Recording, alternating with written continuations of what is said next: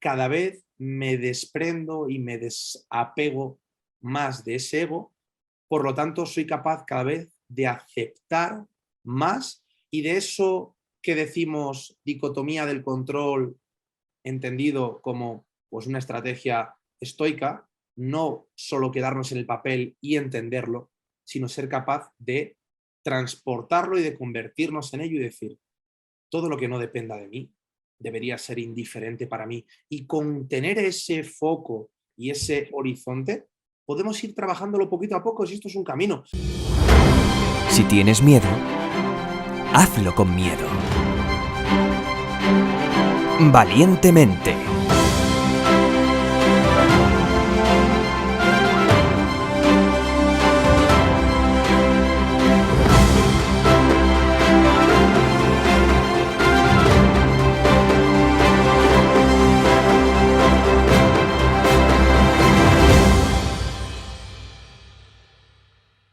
Bienvenidos a Valientemente. Hoy, en un nuevo episodio, quiero presentaros a alguien que me hace mucha ilusión y es Josué Tari, alias El Sherpa, dedicado al campo del entrenamiento, la preparación física y el deporte. Director del Centro Éxito 28 Madrid y preparador físico para todo tipo de poblaciones. Creador y diseñador de Intros Training, entrenamiento integral adaptativo. ¿Qué más? Pues competidor de gimnasia artística a nivel nacional, subcampeón de España como gimnasta y campeón de España como entrenador y competidor de judo cinturón negro primer dan, finalista del primer Ninja Warrior España 2017, pero lo que más me gusta de Josué es su filosofía de vida en entrenamiento de la actitud y del alma. Así que sé que esta parte al final es la menos gustosa, pero bueno, aún así, Josué, te pediré que te presentes tú y que digas dónde pueden encontrarte. Maravilloso. Bueno, primero de todo, darte las gracias a ti por esta invitación y por una presentación que no voy a decir que esté desactualizada, porque si está desactualizada es por culpa mía. Es cierto que yo hace muchos años me llamaba el Sherpa porque no paraba, pero ha pasado tanto tiempo que voy a desetiquetarme de cualquier etiqueta que me puedan poner y yo invito a la gente a que haga exactamente lo mismo. Josué es un apasionado del aprendizaje, es un apasionado del descubrimiento, del conocimiento, de la exploración y es, pues ante todo, un alumno muy curioso que le encantan los retos, tanto físicos como mentales, y que los utiliza como apalancamiento para mejorar día a día y poder ayudar a que su entorno, su contexto, ya sea el círculo de influencia más pequeño o el círculo de influencia más amplio que podemos llegar gracias a las redes sociales, pues pueda verse beneficiado de ese aprendizaje mío. Me pueden encontrar en redes sociales, Josu-éxito28, tengo un podcast que en YouTube es Éxito 28 Madrid y en las plataformas de iVoox, Spotify y Apple Podcasts es Stronger Than Yesterday, más fuertes que el día de ayer. Y en general, pues bueno, Josué Tarima Ariaga me pueden encontrar y si lo meten en Google, pues se pueden asustar porque van a ver desde campañas de moda de ropa interior, de bañadores, pasando por un tío que ha publicado un libro y múltiples cosas. Así que para que no me puedan etiquetar, e incluso aunque haya gente que le pueda generar rechazo, ¿no? Tantas diversidades, pues al fin y al cabo soy así y en ese sentido estoy abierto a que cualquier persona con la mentalidad abierta pues se ponga en contacto conmigo que le responderé encantado. Bueno, pues me encanta que te desetiquetes y aún así, bueno, mira, ya que lo has sacado, me encantaría preguntarte, ¿no? Porque dices que el Sherpa, ¿por qué era y por qué ya no te sientes identificado? Básicamente, en un momento dado, todos nos podemos sentir identificados con un estilo de vida.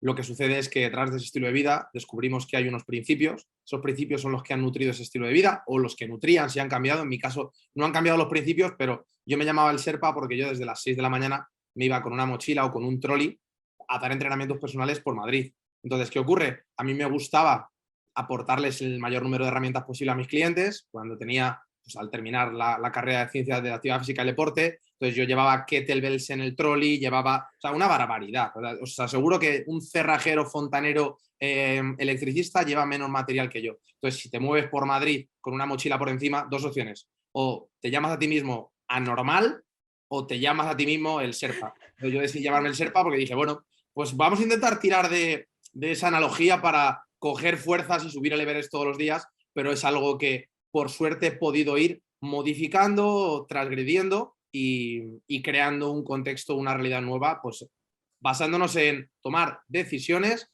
entrenar nuestra función ejecutiva, que hablaremos seguramente en el podcast de ello, y básicamente tomando decisiones valientes y planteándome, oye, otra posible realidad. Increíble. Bueno, el Sherpa ya queda descatalogado, pero lo que aparece mucho en tus nombres, pues que has dicho, el podcast, en YouTube, en pues, tu centro, ¿no? Es Josu, éxito, ¿no? ¿Por qué éxito? ¿Qué es para ti el éxito? ¿No? ¿Y qué lo diferencia, si es que hay diferencia, de la felicidad? Sí, totalmente. Mira, el éxito para mí hoy en día es muy diferente a lo que supuso el éxito cuando empezó este proyecto, que empezó casi hace 10 años. Yo empecé con la idea de crear un proyecto para abrir las puertas de la actividad física y el ejercicio físico a personas sedentarias o con patologías. Entonces, fue un programa de inclusión de personas sedentarias en programa de actividad física. Entonces, para mí, muy sencillo, yo el nombre no sabía cómo llamarlo. Para mí es más importante o es más definitorio el 28 de Éxito 28 Madrid, que el éxito que en ese momento simplemente dije, oye, las personas que quieren conseguir, aunque sea algo intangible, que quieren conseguir en su vida, el éxito, en tus relaciones de pareja, en tus relaciones personales, en tu deporte, en tu trabajo, en tu vida, dije, bueno, pues muy sencillo, éxito, si algún día creo algo, lo voy a tener el nombre 28, pues porque es una larga historia, pero es un número que me ha acompañado durante toda mi vida, tanto número en el colegio como la fecha de nacimiento de mi abuela, que nació en 1928, bueno, una serie de anécdotas de niño pequeño que fue creciendo y dijo, oye, pues yo siempre digo que no soy una persona susceptible de pensar de forma negativa a nivel de números, pero sí de forma positiva, entonces me quedo con la parte buena. Y la felicidad y el éxito, en este sentido, yo sí diría que son diferentes, porque el éxito quizás lo vemos como una meta y la felicidad para mí es el camino, ¿no? Esos pequeños detalles. Entonces diría que la cotidianidad está más en esa felicidad, en ese presente, y el éxito muchas veces está cuando miro atrás y digo, ostras, no tuve éxito y no supe que tenía éxito, o siempre he tenido éxito y no lo he valorado, o qué es el éxito para mí, cuando a lo mejor simplemente con cambiar el paradigma de éxito tuyo pasas de haberlo encontrado a no haberlo encontrado. Entonces, exacto, para ti, ¿no? O sea, para ti hoy, claro, lo que tú dices, eso cambia tanto, igual que el concepto de felicidad o los paradigmas, los valores, evolucionamos constantemente, ¿no? Entonces, hoy, ayer no lo sé, hoy, ¿qué es el éxito y qué es la felicidad para ti?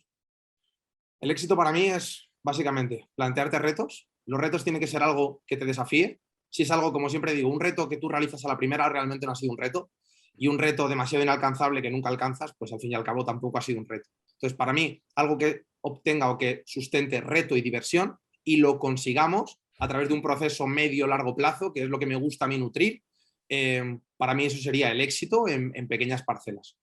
Y la felicidad para mí sería ser capaz de tener el ojo puesto en aquello que realmente tiene sentido en nuestra vida. Podríamos decir que depende mucho de las personas, ¿vale? Para unas personas el éxito es de una forma y para otros otros.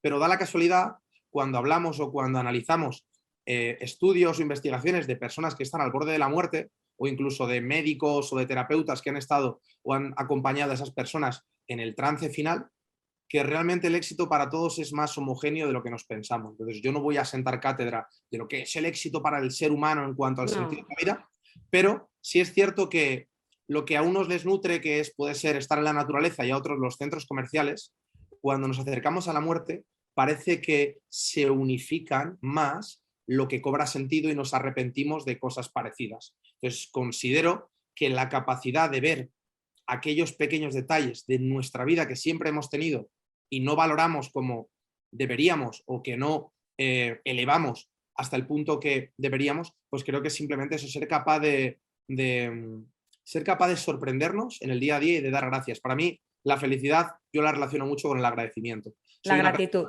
¿no? La gratitud y la obsesión con lo bueno de la vida. Yo soy una persona que no me gusta la palabra obsesión en nada, pero si tengo que quedarme con obsesión en algo, me obsesiono con lo bueno de mi vida y lo intento tener ahí en el sistema reticular para que esté constantemente alimentando ese algoritmo que tenemos todos en nuestro... Me encanta, porque además hay una frase que a mí me gusta mucho que dice que al final la característica común a las personas más felices del planeta sería el agradecimiento o la gratitud, ¿no? Yo creo que no hay completa felicidad sin esta característica. O sea que la verdad es que me ha encantado cómo lo has ido llevando para llegar allí.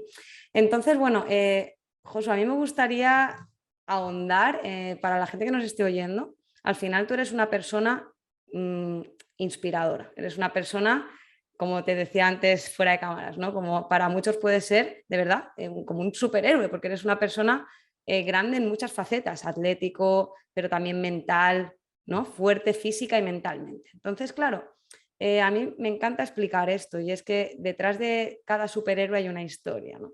Y a mí me gustaría conocer, hablar del Josué de niño, ¿no? De cómo fue tu infancia y siguiendo con apodos, ¿no?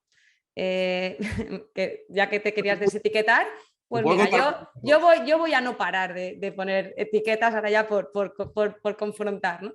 Que tus abuelos te llamaban el muelle y porque no parabas de jugar, saltar, moverte. Incluso te he escuchado decir que eras un niño bastante hiperactivo. También te digo que la hiperactividad parece que la repartían en las puertas del colegio como yo qué sé. Pero ¿cómo eras de niño? ¿Qué circunstancias tuviste? Ujú. Bueno, sí es cierto que eso, mi abuelo me llamaba el muelle porque debe ser que estaba todo el día saltando y por otro lado yo era el pupas porque siempre me estaba dando golpes y haciéndome heridas. No sé si fruto de la profecía autocumplida de mi abuelo y mi madre de ten cuidado que te vas a caer, ten cuidado que te vas a caer. Y al caerte ellos retroalimentaban, ves, te lo dije, o que al final cuando te están diciendo constantemente que algo va a suceder, acaba sucediendo, ¿no? Entonces, puedo hablar de mi infancia, de lo que recuerdo, pero mi infancia tengo recuerdos pues muy, muy intensos. Tengo recuerdos intensos tanto a nivel de reflexiones, que quizás un niño pequeño puede pensar, o un adulto puede pensar, un niño pequeño con esas edades no se plantea lo que sí me planteaba, pero realmente Josué de pequeño pues era una persona muy, muy activa y lo que tú dices, aunque repartieran papeletas de hiperactividad, pues al final, cuando en tu entorno familiar eres el más activo, en tu clase eres el más activo y en tu colegio eres el más activo, pues ya tienes la crucifixión directamente de es un niño hiperactivo. Yo recuerdo ser una persona en el colegio con mucha dificultad para el aprendizaje. Recuerdo el encontrarme con retos por escrito en los cuadernos, te hablo de preescolar inclusive. Y yo a veces desde que las pinturas no me pintaban o el lapicero no me salía al ritmo que iba a la clase, yo me agobiaba mucho por dentro. Y además, pues una profesora que tiene bastante disciplina en esas edades, pues yo recuerdo agobiarme mucho. Yo creo que el agobiarme mucho y el ser un poco más lento que los demás hacía pues que destacara, pero en el percentil de abajo y no en el percentil de arriba. Yo una teoría que tengo, puesto que yo he visto mi evolución y la de otras personas que a lo mejor eran de los peores en un momento dado, comparándolo, porque por desgracia nos comparan en el colegio, nos han comparado siempre, ahora a día de hoy, ¿no? En la edad adulta, y es que del mismo modo que si nos comparamos con muchos animales, el ser humano tiene un desarrollo psicomotor muy lento, pero después es el que parte la pana en la selva, va con el jeep y con la escopeta y a diestro y siniestro, pues yo siempre he pensado que en el colegio los que peor iban, excepto que hubiera algún desorden concreto marcado, alguna disfunción neurológica, que obviamente, pues oye, una persona con síndrome de Down pues va a tener una serie de discapacidades, pero en un entorno de cierta normalidad, dentro de la heterogeneidad que hay en una clase, yo siempre he pensado que los que iban más lentos, después eran los que más iban a despuntar, eran los que más estaban cogiendo carrerilla. Entonces yo, a mis alumnos que siempre iban más lentos, tenían la paciencia que yo hubiera querido que tuvieran conmigo, que no tuvieron y por eso me hicieron relacionarme en muchos contextos con torpe, malo en matemáticas, malo en idiomas. Que hay gente que dice, yo era el malo en todo. Yo era el malo en todo. Lo recuerdo así. Lo recuerdo Wow. así. Yo recuerdo ¿Y mal cómo, el... cómo te hacía sentir eso, Josu? Porque yo entiendo que siendo, hablamos obviamente pues parvulitos, ¿no? Pero al final supongo que esto se arrastró un poquito durante los primeros años de infancia y por tanto, ¿cómo era Josu, ¿no? Porque yo te he escuchado decir que sí que eras pues como un niño bastante introvertido, vergonzoso, tímido. No sé, como de hecho te he escuchado alguna vez incluso, ¿no? Pues decir que como el patito feo, que a mí eso me llama la atención porque no sé a qué te referías, ¿no? Si era más de físico o más mental o más de poco aceptado. Entonces, ¿cómo afectaba esto a tu autoestima o cómo evolucionó tu autoestima ahí?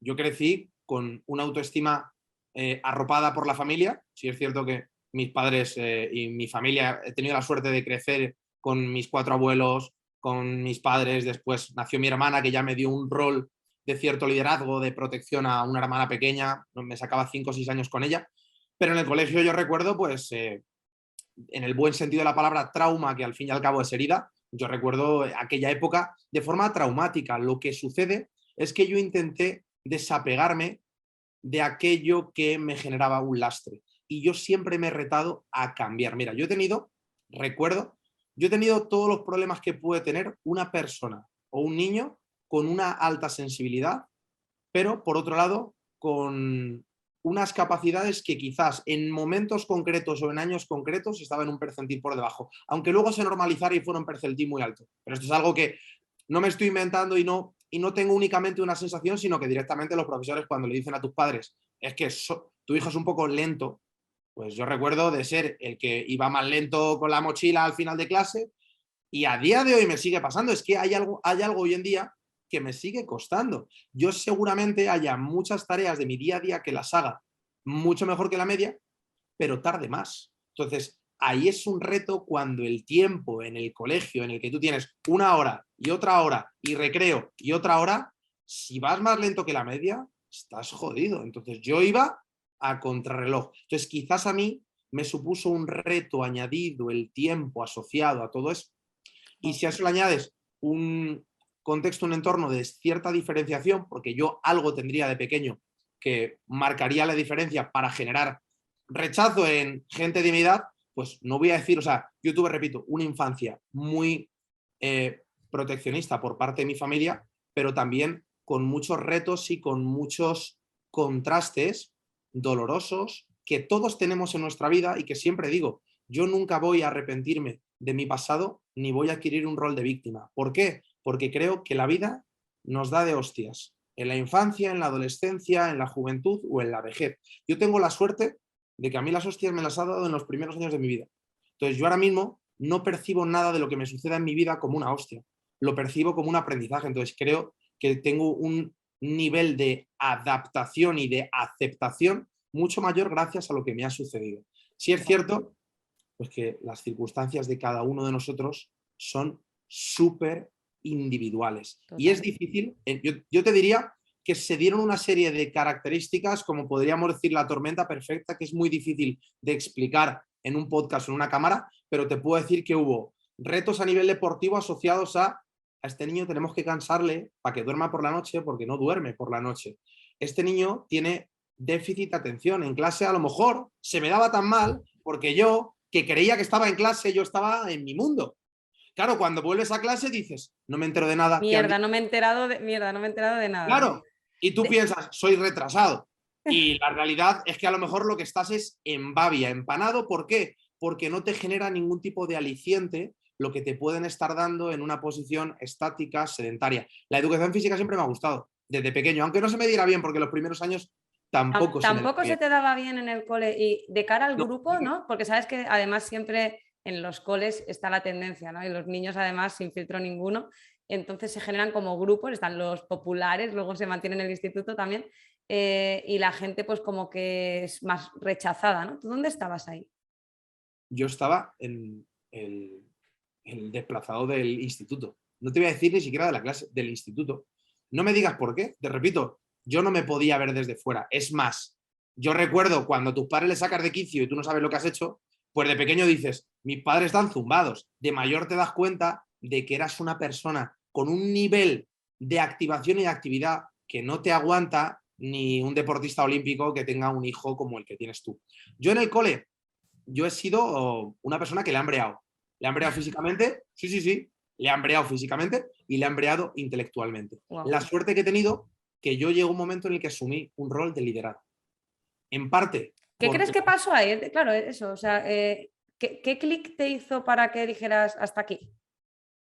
Bueno, el clic que te hace en ciertos momentos, uno, el empezar a hacer un deporte que te genera una autoestima porque empiezas a ver que con práctica recurrente y sistemática puedes llegar a aprender algo y ser mejor que tus compañeros, cosa que a lo mejor en el colegio no te dan la oportunidad, ¿no? Porque pues te dan de todo y de nada, entonces al final tú no puedes a corto plazo ser bueno en matemáticas, a corto plazo ser bueno en inglés, a corto plazo. Claro. Por un lado eso y por otro lado, pues al final, porque llega un momento que el nivel de presión es tan grande que tienes que explotar por algún lado. Y yo recuerdo pues, que en aquellos años en el colegio, pues muy sencillo, o te defiendes o te brean. Y de hecho es algo que defendería a día de hoy inclusive como forma, repito, defensa personal, pero como forma, y de hecho se utiliza en muchas intervenciones en prevención de acoso escolar, como medio coadyuvante para ayudar al acoso escolar. Porque básicamente si te enseñan a defenderte físicamente, ya te están enseñando, aunque sea, a eludir un ataque. Punto número 1. Eludir un ataque lo que genera a nivel psicológico, tanto en la persona atacante como en el que está siendo atacado, es brutal. Entonces yo creo que se dieron, pues bueno, una serie de circunstancias. Al final, claro, la autoestima, tal cual dices, normalmente tiene dos patas, ¿no? Sentirte capaz, que ahí es cuando dices que empiezas a empoderarte a través de un deporte. No sé si te referías, que es algo que me gustaría preguntarte, ¿no? Justamente con 8 años ya empezaste con la gimnasia deportiva, ¿no? Y yo aquí te quería hacer una pregunta bastante directa porque hay como mucha controversia, es un deporte muy controvertido donde se exige hay mucha exigencia, mucha disciplina, que entiendo que son palabras que yo y creo que tú también entendemos en positivo, ¿no? Solo que al final, ¿cómo distinguimos esa disciplina o exigencia cuando ya pasa una línea, ¿no? Y a lo mejor es excesiva, sobre todo con niños? No lo sé si tú eso lo pudiste vivir, a lo mejor no lo sentiste en ti, pero lo viste en compañeros que se sentían, pues como tú dices, ¿no? Igual, mira, lo hablabas antes en Parvulitos, ¿no? De que la profesora te llevaba de una manera que no te permitía, ¿no? Y que te hacía sentir fatal porque te exigía demasiado, ¿no? Entonces, en la gimnasia deportiva, ¿cómo crees que, yo entiendo que ahí aprendiste también mucho de disciplina y exigencia, pero ¿dónde está el límite, tanto ahí como en la vida, ¿no? Para no pasarnos de exigencia? Mira, si me lo permites, antes de responderte a esa pregunta, que me parece súper interesante, me gustaría destacar, uno, la mayor parte de la gente que me conoce a través de redes sociales no conoce la historia que estoy contando. Por lo tanto, el introducir esta historia, lo que quiero es que se recoja la parte constructiva y la parte inspiradora. Yo jamás voy a hablar, y de hecho, cualquiera de las personas que hayan leído mi libro, en mi libro yo no cuento nada que sea destructivo, porque no tiene ningún sentido utilizar tu historia para transmitir pena y vincularte con la pena de otras personas. Entonces, yo si cuento esto en este podcast es para poder transmitir aliento, para poder transmitir fuerza y para que cualquier persona que esté pasando por un episodio, por una época, por una etapa o incluso por una vida, que sea consciente que esto también pasará y que no tiene que durar para siempre porque nosotros no estamos sustentados en el suelo con raíces inmóviles como un árbol. Un árbol no se puede mover. Nosotros tenemos la capacidad de movernos. E incluso, aunque en determinados momentos tengamos que usar las piernas para huir, entonces no suelo contar esto porque se suele quedar la gente con la parte de dolor, con la parte de tragedia. Sí, pues yo te lo agradezco porque entiendo perfectamente que tú siempre huyes o no huyes, te acercas a dar la voz, ¿no? a lo positivo de cada aprendizaje. Y claro, si tú entiendes algo negativo como un aprendizaje, no puedes hacerte ahogo ahí, ¿no? Entonces lo entiendo, pero de verdad que yo creo que como tal cual lo dices, creo que para personas que estén en ese punto quizá a lo mejor les viene bien y yo agradecida de verdad de que aquí lo cuentes. Yo, Teresa, te digo que cuando te hacen daño a nivel anímico y cuando te hacen daño a nivel físico, solo te queda sacar el alma. Y ese alma que tenemos todos es el que cuando luego pones en determinados contextos, cuando eres mayor, te preguntan, como me has preguntado tú a mí fuera de cámara, que dónde he aprendido a comunicar. Todos podemos utilizar el dolor que hemos sufrido y que sufriremos porque la vida es un oponente imbatible. La vida nos gana absolutamente a todos. Entonces, lo único que podemos hacer es cómo adaptamos nuestra psique y nuestro físico para la vida. Lo que pasa es que hay personas que se tiran la vida intentando cambiar la vida, intentando cambiar el camino, adaptando el camino a sus hijos, adaptando el camino a su padre, adaptando... Es imposible, no puedes poner escaleras mecánicas ni rampas suficientes para sustentar a una persona con fragilidad, a una persona que tiende a hundirse en lugar de avanzar. Y no digo que todos nos podemos hundir. Otra cosa es que tú tiendas a hundirte y tú digas, me tiro, ¿no? Como en fútbol cuando fuerzan una falta y dices, escucha, no es que te hayan tirado, es que tú te has tirado. Entonces es diferente, ¿no? En gimnasia, para mí, el límite realmente lo marcaría el deportista, el niño, el alumno. en el que le deberíamos preguntar, en lugar de ¿qué quieres ser de mayor? Oye, ¿qué quieres ser hoy, este año? ¿Cómo estás? ¿Cómo te encuentras? Lo debería marcar él. Lo que sucede que hay veces que eclipsamos, padres, profes, la capacidad del niño de poder hablar, de poder sacar lo que lleva dentro. Yo te puedo decir que me siento muy afortunado del contexto, de la etapa, del momento en el que yo empecé gimnasia artística. Yo puedo decir que formé parte de la última etapa de old school, entendido como gimnasia eh, con disciplina metódica, con ciertos toques físicos, ¿vale? Y no hablo de que utilizaran violencia con nosotros, pero sí es cierto que si doblas una rodilla y te golpean en el muslo, pues tú tienes un mecanismo propioceptivo maravilloso para entender que ese muslo o se aprieta otra vez o va a volver a doler. ¿Qué sucede? Esa parte creo que se puede utilizar, es decir, se puede dar propiocepción simplemente con un toque, se puede ayudar a ponerte en el lugar de los deportistas, pero hay muchas veces que el ego que tenemos padres, el ego que tenemos entrenadores, lo volcamos, el ego y los déficits que tenemos, ¿no? Que venimos, lo volcamos en los deportistas y al final, unas veces por sobreprotección, que ojo que hay veces que hacemos más daño sobreprotegiendo que dándole un cachete a un gimnasta en el empeine para que estire la punta del pie. Entonces, hay que ver un poco cómo lo percibe el gimnasta, si lo percibe como una agresión o no, y después entender que no es lo mismo alto rendimiento que un contexto de juegos predeportivos que un desarrollo motor asociado a una práctica deportiva. Entonces, en mi parte, o sea, en mi psique, muy sencillo, yo no quería empezar a hacer gimnasia. Mis padres me dijeron, te vas a apuntar aunque no quieras. Vas a estar un año y si después del año lo quieres dejar, lo dejas. Y yo empecé y en mi cabeza, un año y lo dejo, un año y lo dejo, un año y lo dejo. Pasó un año y se me olvidó el lo dejo. Wow. Y me quedé 20 años. Más de 20 años he estado haciendo gimnasia artística. Y ha nutrido lo que podríamos decir, para mí, los principales valores que hoy en día puedo tener como deportista, como entrenador y también como ser humano, porque al fin y al cabo no debemos olvidar que por mucho que nos pongamos el disfraz de deportista o el disfraz de entrenador, por detrás está el disfraz de... Hay una persona, totalmente. Y de adulto ahora, Josu, Sí. es una pregunta difícil, a ver si podemos simplificarla. ¿Dónde estaría para una persona que lo está viviendo y no sabe cómo marcar el límite? Porque a veces nos confundimos. No sabemos si estamos siendo blandos con nosotros mismos o a lo mejor es que estamos pasándonos de sobreexigencia y estamos llevándonos al límite. Pero claro, ¿dónde parar sin pensar que es que estás siendo un blando, ¿no? Entiéndeme lo de blando, pero esta sensación de no, es que lo que tengo que hacer es apretar y si no estoy llegando tengo que entrenar más y tengo que hacer más. Y ¿dónde o cómo crees tú que podemos encontrar el límite? ¿Algún tip simplificado? Porque es un concepto complejo, ¿no? Pero bueno, de alguna manera. Por un lado, te diría que utilizar la empatía.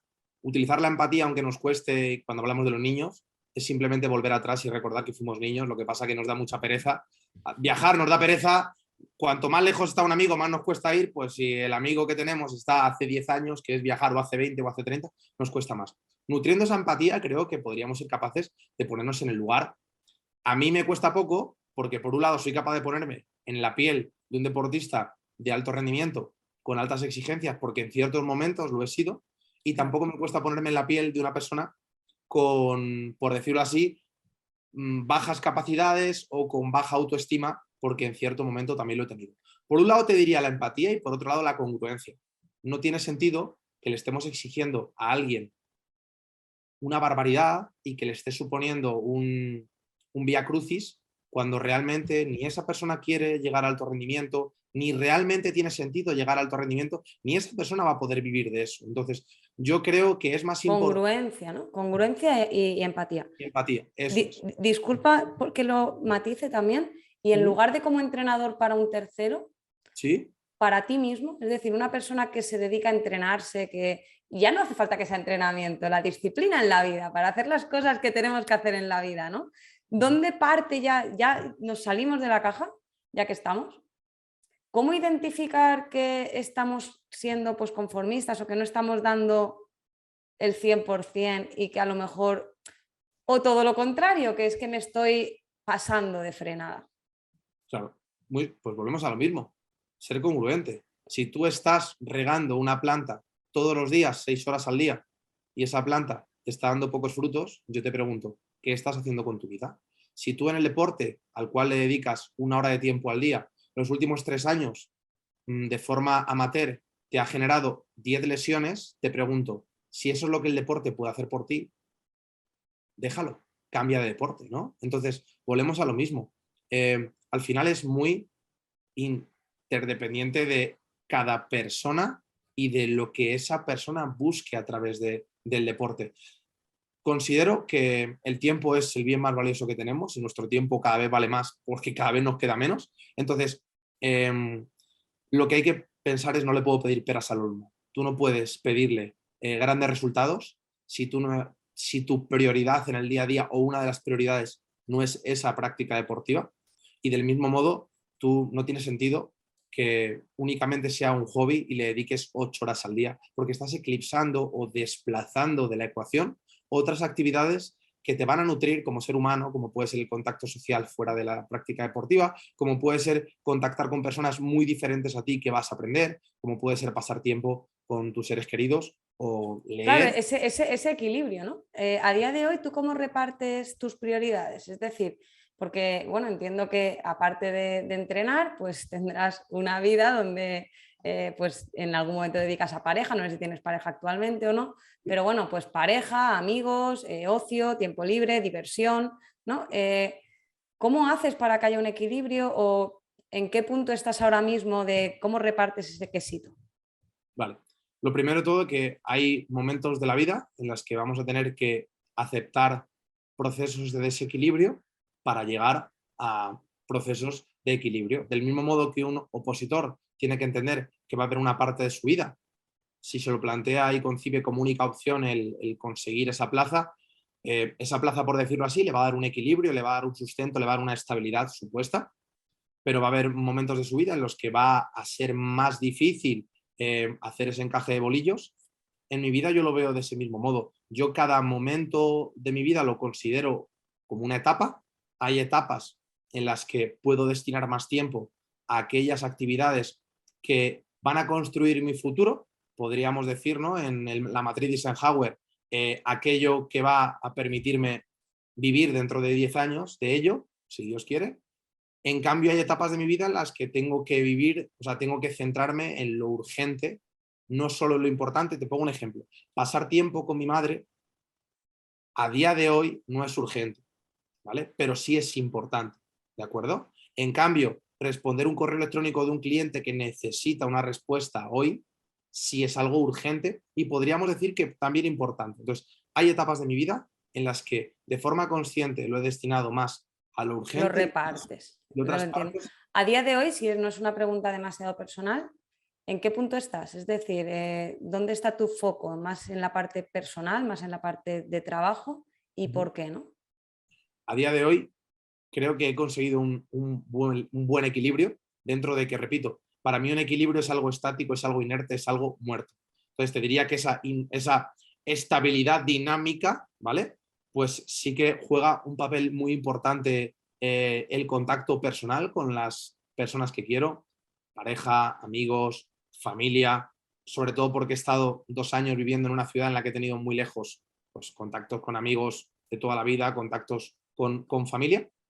La parte deportiva en determinados momentos juega un rol protagonista porque me gusta seguir enfrentándome a retos deportivos, y la parte laboral, te voy a ser sincero, y esto es algo que no he dicho nunca a nadie. Intento que la parte laboral me ocupe lo mínimo posible para poder destinar el resto a lo que para mí es importante y lo que creo que puede dejar un legado, una huella en mi vida. ¿Qué significa? Que intento que la parte profesional cubra mis necesidades y gastos primarios con posibilidad de generar ciertos ahorros que me permita pues tener esa diversificación pues, de tus inversiones o de lo que quieras, pero intento Qué destinar bueno. lo mínimo posible a mi trabajo. Es decir, a mí me dices, te pongo un ejemplo, si tengo Ujú. 1.500 euros de gastos, me Ajá. dices, trabajar lo mínimo para conseguir 1.550 y tener todo lo demás para ti, o conseguir un trabajo de 8.000 euros, pero que no te deje apenas tiempo para, yo ahora mismo no lo quiero. No lo quiero y tú puedes decir, oye, el plan es, me meto en un trabajo de 8.000 euros al mes, me tiro 2 años ahorrando y después, ¿y si esos 2 años son tus últimos años de vida? Wow. ¿Qué Claro, haces? que trabajar para vivir o vivir para trabajar, y creo que es una pregunta que nos tendríamos que hacer todos, ¿no? Aunque amemos nuestro trabajo. Creo que no va de eso, no va de que obviamente tienes que encontrar un trabajo que sea un propósito, porque es algo a lo que le destinamos muchas horas. Solo que al final creo que me parece muy bonito lo que acabas de plantear, ¿no? Porque es algo que deberíamos siempre plantearnos, trabajar para vivir o vivir para trabajar, ¿no? Y creo que, como decía Marco Aurelio, lo más importante en la vida es que lo más importante sea lo más importante, y si pensamos un poquito y nos paramos en lugar de estar con el piloto automático encendido, quizá a lo mejor nos demos cuenta de que quizá una madre no sea urgente, pero si algo es importante, ¿no? Entonces, qué bueno y qué bien planteado. Por última pregunta, que tengo curiosidad sobre tu pasado y sobre este Josu pequeñito, ¿no? que fue creciendo. Me interesa tu adolescencia también, porque es como una época súper vital de grandes cambios a nivel emocional en todo, en todo ser humano. Y no sé si tuviste la típica adolescencia, Josu, de chicas, alcohol, fiesta, un poco desmadre, conectar con esta rebeldía, ¿no? Del adolescente, o como estabas en el mundo del deporte, a lo mejor hay personas que no han tenido esa fase, ¿no? Porque estaban inmersos en, pues yo qué sé, en un equipo de baloncesto o en una competición. Entonces, pues parece que se perdieron, entre comillas, porque en realidad no hay pérdida, hay ganancia allá donde estés. Entonces, bueno, ¿cuál fue tu caso? Pues mira, esto es algo que hablé hace no mucho con un compañero del club que actualmente tiene 19 años, yo tengo ya 33 años, entonces, aunque de complexión física seamos muy parecidos, pues he vivido mucho más que él. Y él me hacía ciertas preguntas asociadas a pareja, chicas, toma de decisiones. Yo lo que le puedo decir es que yo he sido un adolescente que he tenido todos los errores que puede tener un adolescente, que he tenido todas las etapas que puede tener un adolescente y que por suerte he sobrevivido a todas esas etapas. No le recomiendo mi adolescencia a nadie, ¿vale? Pero a su vez tengo la suerte de haber podido pasar por ello. Pues muy sencillo, una parte de mi adolescencia ha sido una adolescencia de barrio, ha sido una adolescencia de transgredir ese contexto de deporte, instituto, etcétera. Entonces, yo he tenido, fíjate, para que ponerte un ejemplo y que te puedas llegar a hacer a la idea de los seres humanos, lo camaleónicos que somos, y hablo de seres humanos en términos generales, porque esto no solo lo he vivido en mí, lo he visto también en carnes propias. Hay gente que desde el principio apunta maneras y se va al ataúd con esas mismas maneras, pero hay otras personas que dan la vuelta y otros que van y vuelven. Yo he llegado a sacar 7 sobresalientes en bachillerato y a que me quedaran 7. Wow. Yo he llegado a sacar una media de 8,5, 9 y de repetir prácticamente con todas suspensos. ¿Qué pasó cuando repetiste? Porque entiendo que ahí estabas disfrutando de otras áreas del adolescente, ¿no? Es decir, de esa parte más... ahí, por ejemplo, claro, entiendo que ya empezaste a coger con esa autoestima del deporte un rol más visual, más de grupo, un poco más de líder, ¿no? Y entiendo que también supongo que quizás si este cambio de a cisne, ¿no? Por decirlo así, como decíamos, también pasó con la adolescencia, y junto al cóctel de hormonas entiendo que también fue una liberación respecto a poder conectar, ¿no? con esas experiencias de ligar, de comunicar, de estar con, no sé, de tener ese rol más de liderazgo y explotarlo. ¿Puede que por ahí saliera? Pues yo te diría que el rol de liderazgo lo tuve mucho después de la adolescencia. Es más, te puedo decir que no sé si ese rol de liderazgo lo tengo, ¿no? Al final, no somos líderes en todas las áreas, hay áreas en las que somos líderes. Te pongo un ejemplo, un maestro que llega a clase y es un líder para todos sus alumnos, pero llega a casa y se hunde ante los problemas de su hijo y de su mujer, ¿no? Entonces, en general, el rol de liderazgo asociado a mi vida lo he tenido muy, muy, muy adulto. Yo he sido una persona muy inmadura durante muchos años, yo he cometido todos los errores que se pueden llegar a cometer y te puedo decir que, pues eso, Yo he tenido problemas en el barrio asociados a la calle, viviendo con determinados colectivos, tribus urbanas, poblaciones, gitanos, inmigrantes, etcétera, en contextos complicados, aunque haya sido en momentos concretos que dices, oye, pues he estado 1 año, 2 años, 3 años. He vivido la parte de alto rendimiento, de entrenar. Pues yo recuerdo cuando estaba en INEF, que para mí seguía siendo adolescencia, yo los jueves en INEF entrenaba 8 horas. Yo llegaba al final del día y decía, he estado 8 horas. Yo hacía judo con los de tercero porque quería sacarme la maestría de judo, que no había ido por ello. Yo después hacía 2 horas de gimnasio, musculación. Después hacía la maestría de judo, que hacíamos randoris y combates. Después había veces que iba al partido de rugby que teníamos de la Liga de la Politécnica. Jugaba los 2 tiempos y por la tarde iba al CAR de gimnasia artística, que los jueves nos dejaban a mi club, a una pequeña parte, pues utilizar las instalaciones del centro de alto rendimiento, y al final del día yo me metía en el jacuzzi del CAR de Madrid y yo era una bolsa de té. Yo estaba ahí muerto, destrozado. Y a su vez he sido una persona que me he tirado 10 horas leyendo y escribiendo un libro, investigando, estudiando papers. Entonces, repito, por suerte o por desgracia yo he probado y he explorado todos los entresijos, gallinejas de la adolescencia y de la juventud. Y vuelvo a repetir, tengo la suerte de haber sobrevivido, y te lo digo así porque hay mucha gente, o hay algunas personas de mi barrio que, asociado, por ejemplo, a un contexto de drogas, pues no están aquí hoy con nosotros. Wow. A ver, cuando tienes un contexto de drogas y como adolescente, es complicado quedarte al margen, supongo, pero al final es como tú dices, ¿no? Qué importante pues sobrevivir a ese tipo de circunstancias. Ya, yo vivía, Teresa, yo vivía en Simancas, San Blas.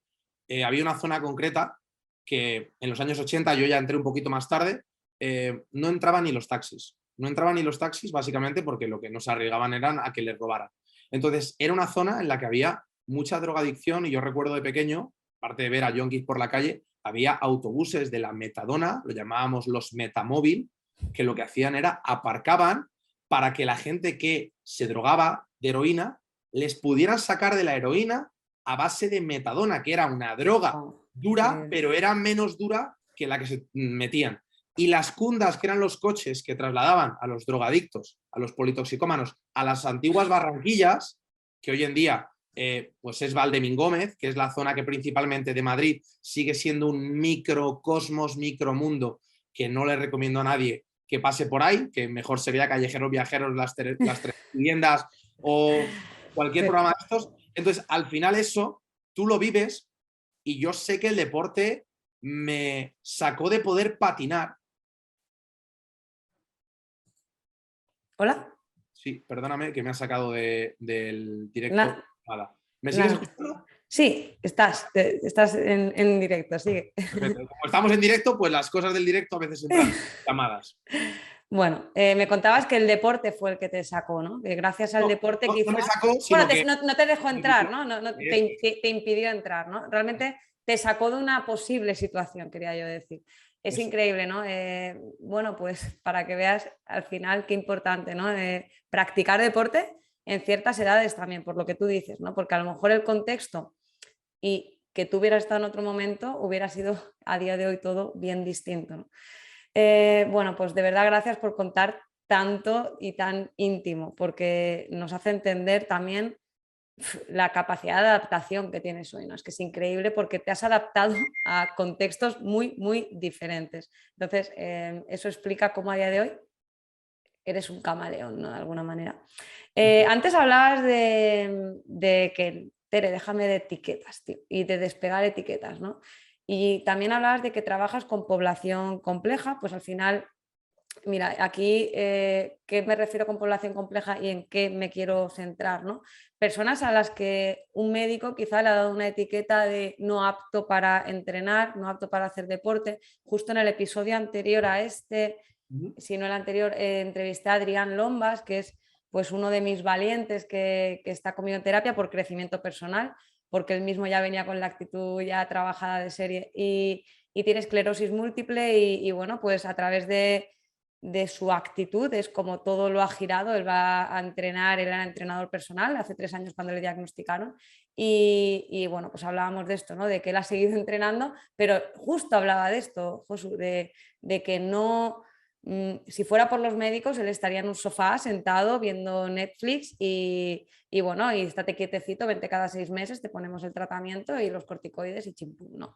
Entonces, claro, pero aquí para mí se genera una controversia, ¿no? Porque con qué autoridad cogemos y le dices a una persona, ¿no? Que claro, que es su médico, que es una persona pues, que se supone que tiene una autoridad en medicina y que se supone que tiene pues, unas herramientas y una evidencia de algo, se supone, se basa en unas estadísticas, que sé que eso a ti te vibra, ¿no? ¿Con qué autoridad, tío, le dices a una persona, no, mira, olvida lo que te ha dicho el médico y vamos a probar, vamos a empezar a probar? No sé, ¿cómo te sientes ahí empoderado para eso? Bueno, la autoridad que le puedo dar es la que él pone en mis manos cuando contacta conmigo, puesto que al fin y al cabo cuando alguien se pone en tus manos para que tú le entrenes, para que tú le guíes, para que tú le asesores, normalmente vemos los aspectos negativos de la comparativa entre entrenamiento y fisioterapia, o entre fisioterapia y traumatología, o entre psicología y psiquiatría, ¿de acuerdo? Pero lo que no vemos es que muchas veces la gente que llega a nosotros llega como tercera, cuarta o quinta opinión. Están cansados de lo mismo y no quieren vivir pegados a una medicación o a un contexto de personas que les digan hasta aquí, hasta aquí. Es decir, el diagnóstico es este, pero el pronóstico es que usted nunca va a poder volver a correr, que usted nunca va a poder volver a... Y yo jamás voy a decirle a esa persona lo que va a poder o no, porque del mismo modo que tú le puedes decir a esa persona que va a llegar a ser muy grande y la vida, como he dicho, golpea muy fuerte, pues una persona que a lo mejor creemos, mira, yo he visto tantas veces a los médicos equivocarse en el pronóstico, que hoy en día no voy a refutarlo ni a decir directamente lo contrario, sino veamos qué trae el tiempo. Entonces, yo he tenido la suerte, por un lado, de poder llegar a las personas hablando tú a tú. Tú cuando estás en un contexto de calle, de barrio, tienes que hablar a las personas como somos, seres humanos libres. Pero por otro lado, yo al poco tiempo de terminar INEF, yo pues cursé un máster de prescripción de ejercicio en patologías. Yo quería poder hablar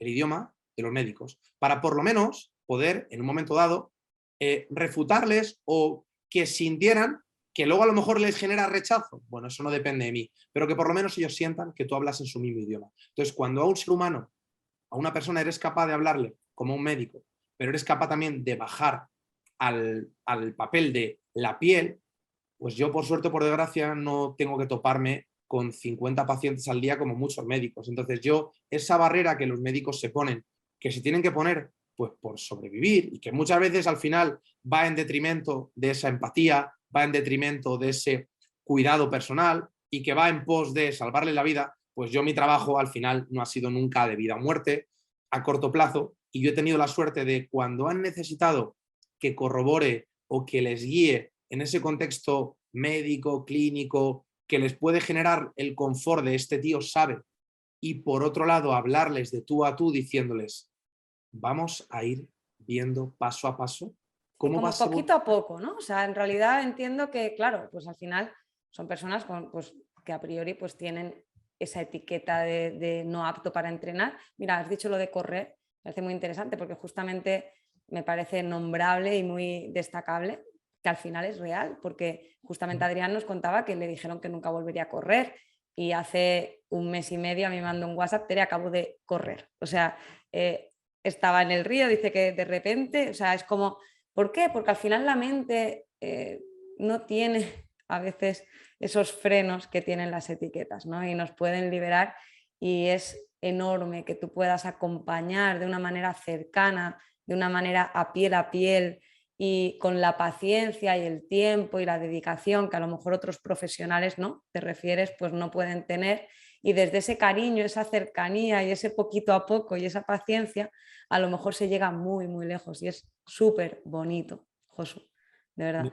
Me flipa y agradezco que lo remarques así. Yo creo que la capacidad de autoobservación que deberíamos tener cualquier ser humano que tratemos con personas nos permite ver o intentar evaluar cuáles son nuestros flancos débiles. Yo siempre he sido muy consciente de cuáles han sido mis puntos débiles y los he intentado nutrir constantemente. He intentado reducir mis sesgos aunque siempre los tengamos, he intentado pasar del inconsciente al consciente, he intentado al tratar con personas hacerles ver algo que para mí es crucial, y es que tú puedes tener un diagnóstico, pero todos los problemas de tu vida no están asociados a ese diagnóstico, porque la gente busca agarrarse a un clavo ardiente. Y te pongo un ejemplo.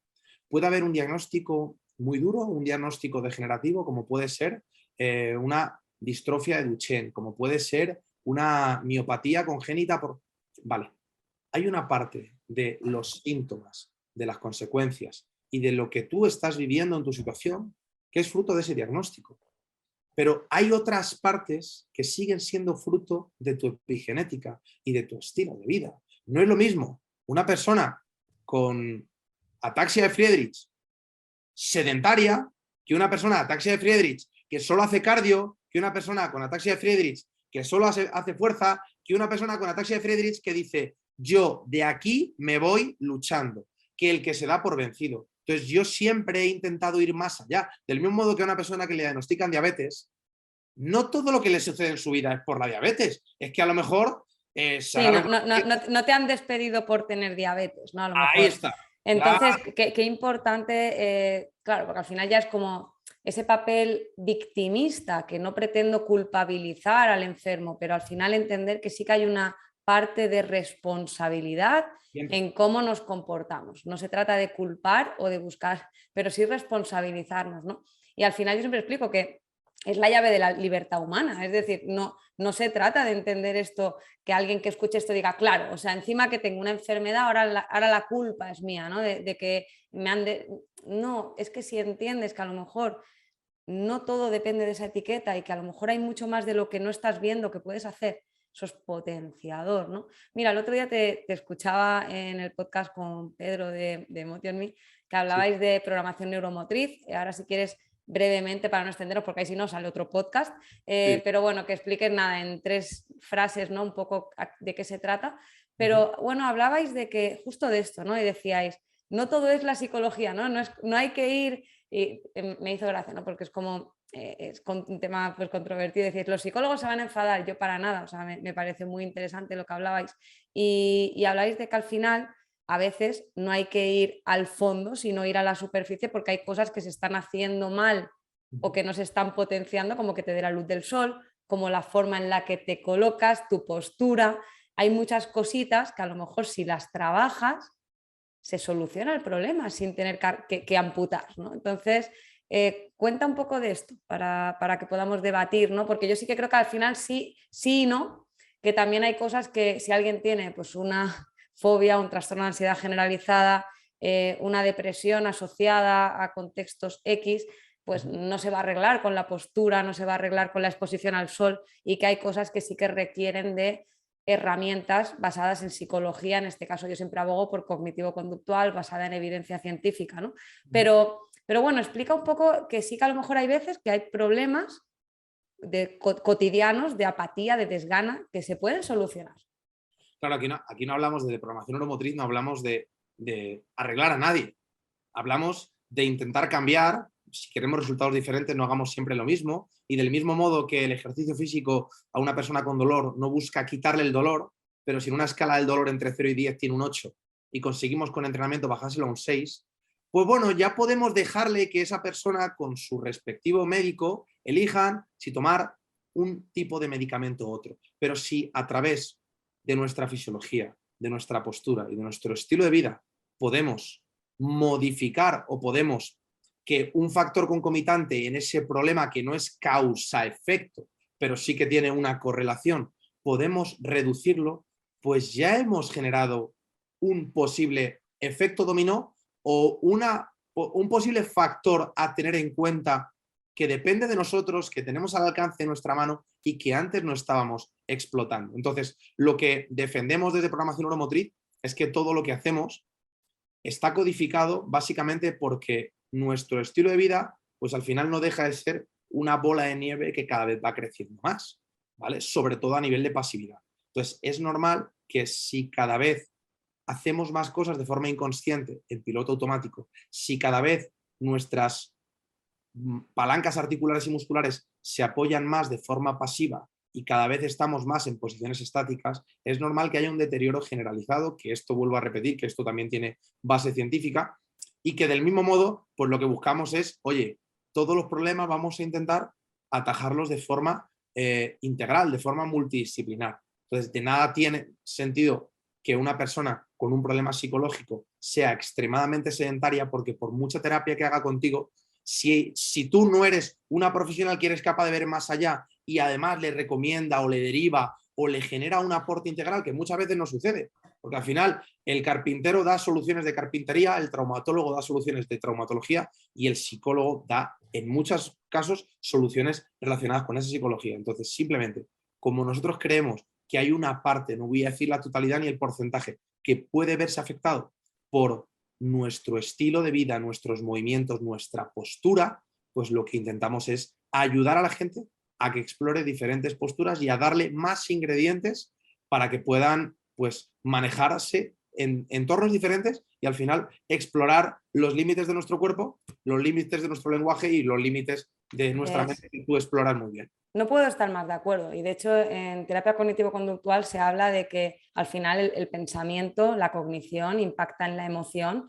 y también en la fisiología, y esta impacta en la conducta y la conducta impacta en la fisiología, y al final la emoción, la conducta y el pensamiento están interrelacionados tanto en una dirección como en otra, y evidentemente pues ahí sí que hago una lanza a favor, ¿no? de no sé otros compañeros, pero al menos yo en mi caso sí que siempre recomiendo, siempre indago en el estilo de vida. Además, intento que si alguien viene porque estoy mal con mi pareja, hago una evaluación importante, ¿no? de todo lo demás, porque a veces los problemas con tu pareja no vienen por tu pareja, sino porque no estás generando la autoestima, el autocuidado diario, no estás generando ese amor propio, que es simplemente las tres patas de cuidar tu templo, que es tu cuerpo, y alimentarlo con buena comida, con entrenamiento, con luz solar, con actividad. Y hay algo que has dicho que me parece súper interesante, que es el ser sedentario, porque es una palabra que está muy en boca de todo el mundo ahora. Claro, no es que no, el sedentarismo. Y se entiende, hay como pautas, se habla de datos, pues ser sedentario, por encima de moverte 10.000 pasos al día, ¿no? Pero al final, ¿qué es para ti ser sedentario? ¿Dónde tú te considerarías que tú eres sedentario? Es decir, es complejo, ¿no? El concepto de sedentario, según con quién te compares, hay una regla de los 10.000 pasos mínimos, 8.000, por menos de 8.000 ya se ve que la curva se vuelve una locura a nivel de daños cognitivos y físicos. Pero bueno, para ti, ¿dónde tú te considerarías a ti que te has vuelto sedentario?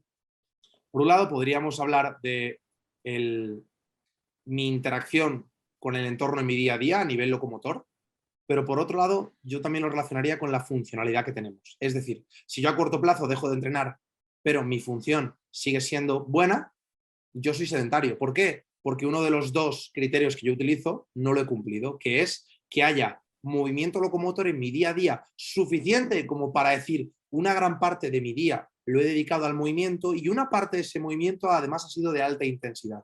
Y eso es importante. La musculatura se estimula. ¿Diario, Josu? ¿Diario? Eso. Sí, diario. Si alguien hay un día que está todo el día sentado o tumbado, ¿es sedentario? Yo para mí le diría que decidiera él, que valoráramos cómo se encuentra, cómo se relaciona consigo mismo, se ve bien, se siente bien, está a gusto con su cuerpo, con su movimiento, con sus capacidades. Yo siempre he puesto el ejemplo de que sedentarios o personas a lo mejor que nunca han hecho ejercicio físico, si pudieran jugar a la peli de Avatar, recordando, ¿no? Conectar con ese, y yo fuera su avatar y entraran dentro de mí y vieran que con su cuerpo pueden correr, saltar, hacer mortales, hacer el pino, levantar cargas, seguramente no querrían volver a ese cuerpo. Lo que sucede es que de forma inconsciente no saben lo que les falta. Yo no voy a ser aquí el que utilice el criterio de la Organización Mundial de la Salud, utilice el criterio de la NSCA, porque al final son criterios que van cambiando. Lo que les preguntaría a las personas es si consideran que su condición física es una condición física buena. Básicamente, la mayor parte de la gente sedentaria te va a decir que no es una buena condición física. Y si lo es, pongámoslo a prueba. Entonces, por un lado, lo que hago. Por otro lado, cómo estoy. Porque a lo mejor cuando yo soy una persona joven, cuando soy un adolescente, aunque yo no esté en un contexto de movimiento, de forma natural me sale. Entonces, cuanto más mayores somos, más riesgo hay de ser sedentarios. Por ende, cuanto más mayores somos, más deberíamos pautar, programar y empujarnos a levantarnos para evitar los efectos del sedentarismo, que a mí me da igual la etiqueta. Si el problema es lo que conlleva la etiqueta, y el sedentarismo lo que conlleva es enfermedades, es disfunción, es pérdida de masa muscular y es pérdida de calidad de vida y de años de vida. Entonces, al final es cómo estás viviendo y cuántos años quieres vivir. Y yo sobre eso... Morir joven, ¿no? Lo más tarde posible.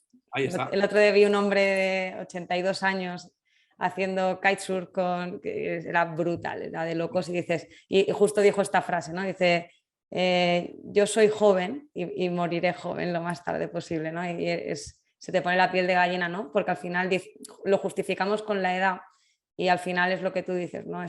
Puede ser que haya factores individuales que te lleven a tener pues, un problema de salud y que se vea deteriorado, pero normalmente tiene un sentido, ¿no? Con lo que has ido haciendo y acumulando a lo largo de tu vida. Por ir, bueno, concluyendo, hablabas antes también de los sesgos cognitivos en el que dices, me los intento trabajar, ¿no? Cuando hablábamos de la disciplina, de hablar, de ser uno mismo, que te trabajas tus sesgos. ¿Cuáles son los dos principales sesgos que detectas en tus alumnos, incluso fuera del mundo del deporte, ¿no? ¿Cuáles son los sesgos que tú más daño crees que hacen a día de hoy en la sociedad? Bueno, hay un efecto que se llama efecto Semmelweis, que a todos nos afecta, y es la información primero que entra en nuestra psique cobra un rol protagonista, aunque sea errónea, versus lo que viene después. Entonces, si tú durante toda tu vida el primer input que has recibido es que la bicicleta es el mejor ejercicio, va a ser más difícil que puedas abrirte a la posibilidad de una nueva realidad. Principalmente es el ser capaz de cambiar de opinión, por un lado, y otro te diría que es el ser consciente de nuestras, más que propias limitaciones, de nuestras propias inconsciencias, que eso al final es el trabajo por excelencia en cualquier ámbito. Pasar de esa incompetencia inconsciente a competencia consciente. Y para mí eso, pues el rol es el entrenamiento, la autoexploración, la autoobservación, y podríamos hablar de meditación como entrenamiento de la atención, podríamos hablar del entrenamiento físico como capacidad de mejorar nuestro control motor y propiocepción. Al fin y al cabo hay muchísimas herramientas, unas desde el punto de vista más de la psicología, otras desde el punto de vista más del ejercicio físico, pero te diría sobre todo esas dos, el abrirnos a mirar con otros ojos y el darnos cuenta de que estábamos equivocados. Qué importante, como nos gusta, tengo un vídeo hablando de eso, ¿no? Del tener razones, como cuando además se junta, ¿no? Lo que estabas comentando, de que nos cuesta cambiar de opinión porque nos agarramos a esa información, porque se ha hecho poderosa en nuestro interior, pero es que además cuando intentan destruirnos, como toca con nuestra identidad, nos agarramos a ese tener razón, a ese ego y entendamos que de verdad estoy de acuerdo contigo. Creo que ser capaz de cambiar de opinión te vuelve a alguien tan fuerte que merece la pena siempre. Cuando cambias de opinión, en realidad, el que se hace fuerte eres tú. Y lo que pasa es que a veces lo vemos como lo contrario, es como mierda, estuve equivocado. No te centres en lo que era, céntrate en lo que es. Hoy eres más fuerte que ayer. Si cambias de opinión es porque has sido capaz de ampliar la información que tenías. Y por tanto eso te hace más fuerte. O sea, es brutal. Y cuantas más veces cambies de opinión, quizá estás cada vez haciéndote más y más fuerte. Absolutamente. Y mira, yo si quieres por concluir y tampoco extenderme mucho más, para mí uno de los mayores aprendizajes que he tenido en mi vida es el descubrir que aquello que en muchos contextos, momentos de mi vida me ha ayudado, en otros ha sido mi enemigo. Hay una obra que creo que es de Ryan Holidays, el ego es el enemigo. A todos, repito, el ego es lo que nos hace cometer las mayores atrocidades y lo que a su vez hace a los deportistas más grandes llegar a ser campeones olímpicos. ¿Qué sucede? Que hay que valorar cuál es la emoción asociada a ese ego en ese momento. No es lo mismo un ego asociado al amor que un ego asociado al odio, a la envidia. Entonces, lo que yo más he descubierto, para mí uno de los cambios más trascendentales en mi vida, aunque sea un poco etéreo y yo ahí suelto la píldora y le dejo a la gente que vaya nutriéndola con el paso del tiempo, con tus capítulos del podcast y con paciencia al fin y al cabo, es que en momentos de mi vida el ego es lo que me ha permitido posicionarme, darme autoridad, valor, y a su vez es lo que me ha hecho perder relaciones de pareja, lo que me ha hecho perder amigos, lo que me ha hecho arrepentirme de una acción, y por lo tanto cada vez me desprendo y me desapego más de ese ego. Por lo tanto, soy capaz cada vez de aceptar más, y de eso que decimos dicotomía del control, entendido como pues, una estrategia estoica, no solo quedarnos en el papel y entenderlo, sino ser capaz de transportarlo y de convertirnos en ello y decir, todo lo que no dependa de mí debería ser indiferente para mí. Y con tener ese foco y ese horizonte, podemos ir trabajándolo poquito a poco, si esto es un camino. Si hay en determinados momentos que vuelve a entrar, ¿no? Ese ego. Hay gente que me dice, ¿y tú cuando compites? Digo, bueno, pues cada vez compito más desde el amor y menos desde el ego, ¿no? Que sería llegar a ganar a esa persona o llegar a... Yo desde aquí dejo eso, si nos desapegáramos poco a poco del ego, que creo que la vida o el acercarnos a la muerte en sí mismo es un camino de desapego del ego, pues oye, si lo descubrimos antes, creo que vamos a tener más años de vida disfrutando con más libertad de lo que tenemos dentro de nosotros, que es un potencial ilimitado. Qué potente. Además, no eliminar el ego, sino ligarlo, enlazarlo, abrazarlo con el amor. Parece súper potente. De verdad que no te quiero ser muy respetuosa. Si no das lo mejor, sacrificas el don. Podemos acabar con esta frase en lo que son las preguntas, ¿no? ¿Qué 3 recomendaciones básicas darías para dar lo mejor? ¿Qué es dar lo mejor? O sea, ¿qué es para ti dar lo mejor en 3 recomendaciones básicas? Para mí dar lo mejor significa nutrir nuestra comunicación con nosotros mismos para ser grandes comunicadores y grandes líderes de nosotros mismos.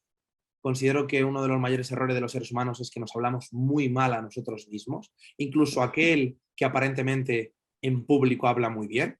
Por eso hay grandes líderes, grandes personajes públicos que luego tienen en su vida depresión y dices, hostia, este tío no se habla tan bien como se habla en ese certamen de los Oscar o en ese... No todo es lo que parece. Entonces, nutrir, entrenar y cuidar cómo nos comunicamos, por un lado. Después, nutrir y entrenar las acciones que acometemos para que esa comunicación sea congruente. De nada sirve decirme, estás en el camino correcto si no haces nada, ¿verdad?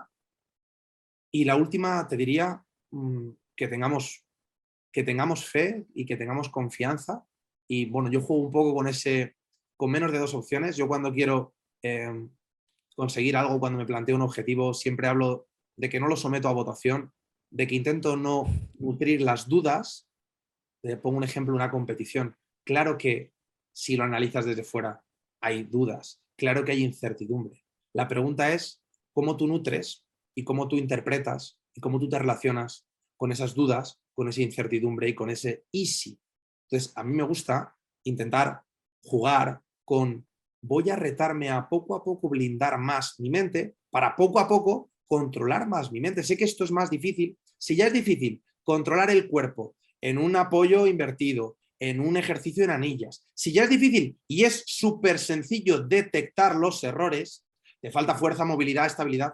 En la mente. Así que es un mundo, pero no significa que a través de grandes profesionales como eres tú, Teresa, o como otros muchos profesionales, podamos entre todos ayudarnos a, arriesgarnos a, aunque estemos equivocados, aprender a comunicarnos mejor, aunque estemos equivocados, aprender del camino, esforzarnos, retarnos a mejorar. Para mí, mi vida, siempre lo diré, para mí mi vida es un reto. Lo bueno es que es un reto que yo decido, porque la vida es un reto y nos pone a todos un reto. No es lo mismo que te ponga el reto de decir, oye, te tenemos que amputar la pierna porque eres diabético y no te has cuidado. La vida ahí te ha dicho, reto número 1, lo aceptes o no lo aceptes, pasas por quirófano o la palmas, no significa que la vida no me vaya a poner ante retos que escapan a mi control. Pero la mayor parte de los retos yo intento que sea yo el protagonista de esa escena. Entonces, para mí sería eso, comunicación, acciones diarias y la capacidad de confiar en nosotros un poquito más. Wow. Autorrespeto, congruencia, que es el único tatuaje que yo tengo pendiente, y confianza. Y hablando de esto, ¿no? Siempre hago una pregunta. Sé que llevas tatuajes, podríamos tirarnos un buen rato, pero no es eso. Entonces, sí, por eso, sé que llevas un montón. Entonces, si los explicáramos sería otro podcast también, lo podemos dejar para el segundo. Pero si tuvieras que hacerte un único tatuaje con una única frase o palabra que refleje un mensaje que quieres transmitir o una frase, una palabra que te represente, ¿cuál sería? Tengo que hablar de ahora con respecto a mí. Dentro de 5 años seguramente sea una frase diferente y dentro de, o hace 5 años sería otra diferente. Totalmente. Hoy. No me voy a casar con lo que ya tengo tatuado, pero realmente ha nutrido el título de mi libro, nutre un par de tatuajes que llevo y sigue nutriendo esa parte que cuando se disipan las fuerzas, las energías, cuando viene una mala racha, cuando me caigo, el intentar donde estoy, con lo que tengo, como puedo, dar lo mejor. Entonces, para mí, repito, que es algo que no es ni muy trascendental, ni algo demasiado inspirador, a mí me permite hacer de brújula en el mapa cuando estoy perdido y cuando estoy en la oscuridad, es, si no das lo mejor, sacrificas el don. Creo que todos tenemos dones y talentos que la vida nos pone o bien a lo largo del camino o bien en el momento de nuestro nacimiento y que lo que hagamos nosotros con ellos es lo que va a definir realmente nuestro sentido de vida y si realmente hemos aprovechado esta oportunidad que es pues este tramo de vida que todos tenemos aquí. Este regalo que por eso se llama presente y por primera vez no estoy de acuerdo contigo en algo y es que esa frase sí que es muy inspiradora. Así que de verdad que gracias, Josu, por el tiempo, por este regalo, por esta maravillosa charla y bueno, pues de verdad, si hay algo que quieras decir y nos despedimos. Gracias a ti por hacerlo posible, que yo invito a las personas que sean capaces de, si entrenan mucho, nutrir sus emociones y nutrir aquello que les gustaría o con lo que les gustaría ser recordados y aquellos que nutráis mucho la psique y que estoy convencido que también nutrís la parte física, yo todo lo resumo en cómo nos gustaría ser recordados. Y yo poco a poco voy nutriendo mi vida en base a cómo me gustaría que Teresa, si solo me ha visto una vez, me recordara. ¿Qué ocurre? Que eso puedes decir que son pequeños momentos, pero es que también me gustaría, cómo me gustaría que me recordaran en general mi paso por la vida. Y cuando eso lo transportas 24 horas al día, 7 días de la semana, al final se convierte en un estilo de vida que llevas dentro y que con tus baches, con tus más y con tus menos y con tus debilidades de ser humano, pues vas poco a poco mejorando el camino y diciendo, oye, que es que encima disfruto más. Así que me quedo con eso. Gracias por sumar, bonito. Un abrazo, Josu. Gracias a ti, hasta pronto. Beso a todos.